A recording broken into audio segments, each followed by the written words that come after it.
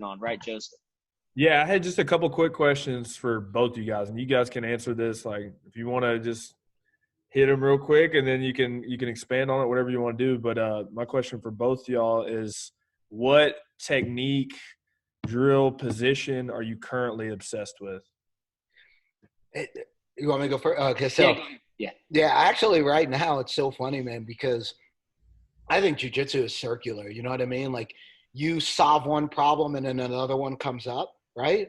And so right now, what I'm working on, I just did a video for some of our guys in our private Facebook group, is using double unders to combat like really flexible guards, right?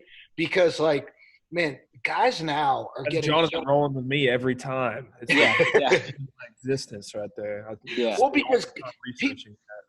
people's legs are so articulate now that you go to control their legs to pass and they'll bring their knees like back past their ears with strong legs that you guys were talking about earlier, you know, training with women and with smaller guys. They're so flexible. And now like people are seeing that, like Mikey Musumeci, how do you freaking pass his guard, man? He's like a little monkey. The knees go past and the legs are strong. So I've been working on combinations using double unders. You go double unders, people go heavy with their legs. So they're bringing their legs to you to control. You know what I mean? So different combinations, you know, to deal with flexible guards. You know, that's what we're working on a lot now. That's awesome. And yeah, that's something that we definitely I need to keep working on. I'm always playing double unders with Joe because I'm trying to, you know, deal with his guard and Samuel's guard, which at this point there's not a lot of dealing that goes on. That's where your intuition takes you, though. In that, it is. It is. I mean, double unders has really been one of the few ways that I can combat the awesome guards that I experienced through Samuel's gym, because, you know, he sets the tone, right? So Samuel is a guard guy, and so not just Berimbolo, but just guard in general, and he set the tone. And so his protege, such as Joe and Juanito and some of the other guys I train with, the Griffin brothers, their guards are just fantastic because they've been modeling their game after Samuel's, even if it's a little different in certain ways. So I'm more of a passer. You know, I'm a wrestler turned jiu-jitsu, right? So I'm a angle cutting, you know, takedown, bullfighting type guy. And dealing with these guys with these guards, you know, I've had to find ways to combat, you know, their legs basically. And double unders is one of the few ways that you can do that. Well, you can go to double unders and you can use it to transition to over under. You can use it to transition to like lazy leg drag. You can use it to transition to attack, you know, to attack back takes. Like it can be pretty versatile, especially when combined with modern jujitsu, right? Like I go to double unders and I try to stagger you, push back, man. I dive, man, and I can go to like, you know, lazy leg drag. You know, you defend the leg drag, man. I can try to, you know, like what do you call it? Tie up your legs to try to take your back. There are a lot of things that you can start to do, which is, that's the other thing about jiu-jitsu. It evolves so much that you never stop learning if you don't want to stop learning. You know what I mean? We've told our students, like, I can't wait for the day that our students, talking about kids too, come to me and say, hey, let me show you this technique I've created. Yep. Because if our students are in creation mode, they're going to stay loving it, right? And that's really where we should be. We should be giving the students, I tell them this way, jiu-jitsu, much like science, there's some laws, right? There's some fundamental laws that you don't need to break. Yes. It's like the importance of grips, angles, levels, elbows in, you know, feet high. You know, there's laws. Right. Outside of those laws, we're scientists doing experiments and learning new things. And there's so many variables. We're constantly experimenting and learning. So I want my students to take those laws and learn them. And then from there, build a game. Right. Well, and so I give you a concept and then you run with it. Yep. 100%. And one thing that I've seen that you guys both have done, you know, looking from here, watching you guys, is you guys are stimulating the imagination of your students, you know, following the lead of your professor, Professor Braga, because you guys get inspired by, man, what he's done, how he's competed, how he's continued to, put himself out there from time to time. And you guys both compete. Like, I've watched both of you, compete. And, man, your students, they want you to win, right? But, man, like, I got to tell you, dude, like, when I think of Francisco Neto, I remember going to watch him compete, and I wanted him to win.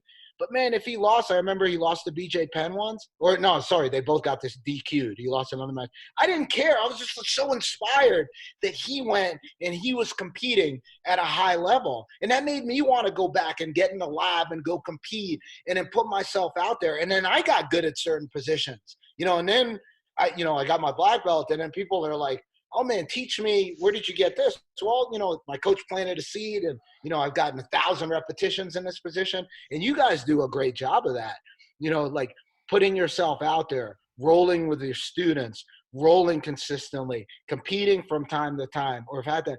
I think that's so important. And it goes back to not having a competition school, but talking about the importance of competition, right? And how it can benefit your jiu-jitsu. Do you know what I mean? Because you never know. You guys could have a kid right now, 16, 17, not really taking jiu-jitsu that seriously, who decides he wants to be or she wants to be great.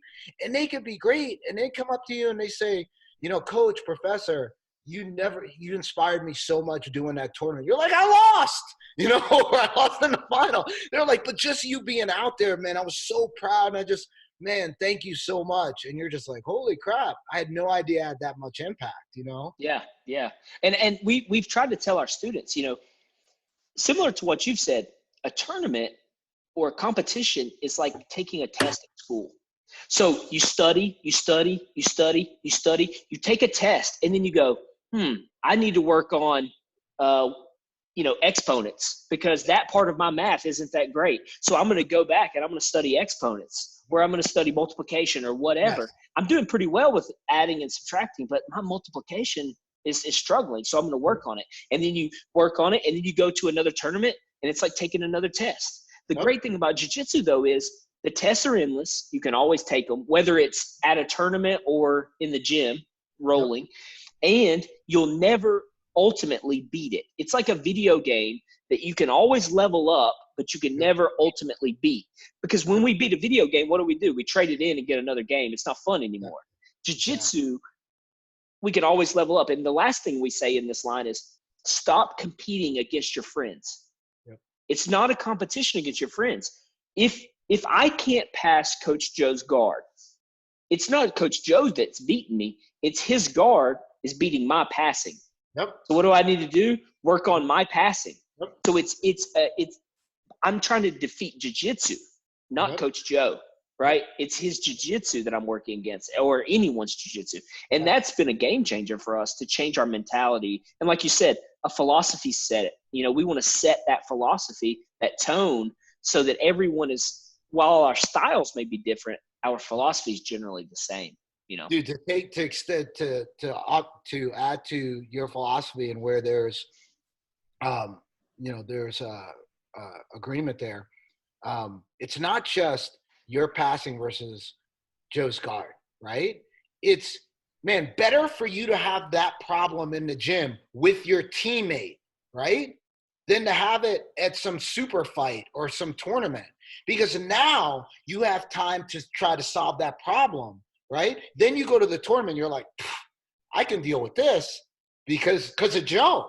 Do you know what I mean? Mm-hmm. Joe is your teammate. So him having that guard that's difficult for you to pass, or giving you that problem that you can't solve then, is actually like a gift he's giving to you to help your jiu-jitsu. So when you want to go, like when we go compete, we want to win, whether it's a super fight or the tournament, right? So if Joe is making it difficult for you to pass and you have to solve that problem, he's making you better so that when you go out, you can compete when you're truly trying to win, right? He's done everything he can to help you win. I've had students of mine. I remember one time, one of my students, Mark Jabali, he's this guy, he's a purple belt under me. He's come up under me. Super quiet guy. But so sincere, right? Like I really believe one of the reasons he still lives in Atlanta is because of the gym, like the main reason. But I love this guy. But anyway, he won this tournament. I think it was a New Breed or whatever, and he won it sweeping a guy a few times. Like, he swept a guy, they'd go out of bounds, they'd come back, he'd pull again, he swept. And he comes out, and the first thing he did, I think that was one of the first tournaments he won, or the first one he won at Blue Belt. He points at this guy who didn't compete, and he said, I won because of you, because of what you made it so hard for me at the gym. And that guy was so pumped, and they like smacked each other and hugged it out. And anybody who knows me at tournaments, man, I get rolling. I start smacking, like, oh, God! I get like all like intense. I start sweating, man, because like I just want people to do well. And I couldn't be more proud. Huh? Your voice is out by the end of the day. You're dead. 100%. Yeah. But and what's great? Along the lines of what you said. Yeah. Yeah. What's crazy is so these calls are supposed to be limited to 40 minutes, but they gave us an extension. I just saw it pop up, and I think it's because we're just having such a great conversation. They're like, "Hey, let these guys keep going." We won't go much longer, but real quick to answer your question before we go to like the closing part here, Joe, the things I'm working on. So I'm kind of working on three things right now. One, I'm always trying to make my guard better. And the reason why is because it's not natural. Nothing is real natural, but it's the least natural for me because I'm a takedown guy. I'm a top guy. I'm a wrestler turned jiu-jitsu. And I'm around guys who are just great with their guard, and I want to be like them, So I'm working on my guard all the time. I've been studying Leandro Lo a lot in his older game. Not as much as passing now. I used to study his passing because I love to pass the guard. Now I'm studying more of his his matrix guard, he calls it, where he does like a X guard and he does like some he puts the foot in the bicep and he plays this whole game. And I've been kind of the idea of studying an old school guy, man. It reminds me of how football players study like Deion Sanders or something like that. Yeah. There's always going to be benefit to that because everybody wants to study the new stuff, but it's important to study those old. And remember, it's circular, right? Circular, right. Yeah. So I'm studying like old Leandro Lo, and playing with that guard a little bit. And then on my passing, what I'm doing, I've always been kind of a bullfighter, throw by Leandro Lo style. Yeah. Angle cutting. But guys are playing so much lapel guard now and lasso. And so you can't cut angles, right? Like he's one of them. So it's very difficult to cut an angle with a lasso or a lapel guard, worm guard, something like that. So what I'm doing is I'm learning how to basically get some distance or kind of stretch them out a little bit and tie their legs up, similar to a wrestler who ties up legs for leg lacing for freestyle back points. So what I do is I'm trying to systemize disengagement enough to get their feet on the mat, because a lapel guard loses its effectiveness if their feet are down. Right? They like to keep their feet up while they have you wrapped. So I bring his feet down. I'm trying to tie up his legs and start to then grind pass while I keep those legs locked, sort of like a wrestler tying up legs. So that's something I'm playing with. And then the last thing I'm working on, Joe, is, for 6 years, I've been trying to take wrestling, takedowns especially, and modify them to make them work for jiu-jitsu in the gi. In no gi, it's a little bit easier to transition. In the gi, it changes a lot. So I've been trying to kind of modify and take the takedowns that I love so much and modify them enough to make them work in wrestling. And one thing that I just am fascinated with right now, obsessed with, is the front headlock series. Because if I can bait you into the front headlock, I've got loop chokes, guillotines, darces, take the back, bow and arrow chokes, just tons of things. So right now I get my wife on the mats and I just get her in a front headlock and I just start going through all these possibilities. And that's really what I do. So I put an old video online. So we're watching some I don't know. We watch some old Rafa Mendes videos or Samuel Braga videos or whoever. And then we take turns. So my kids get a couple of minutes on the mat, and then Jenna and I get a couple of minutes on the mat, and we just play around with things. And she's a spider guard lasso player, so she works that, and I work on the front headlock right now. So that's kind of my three things. That's cool. Yeah. So go ahead, Joe. Yeah,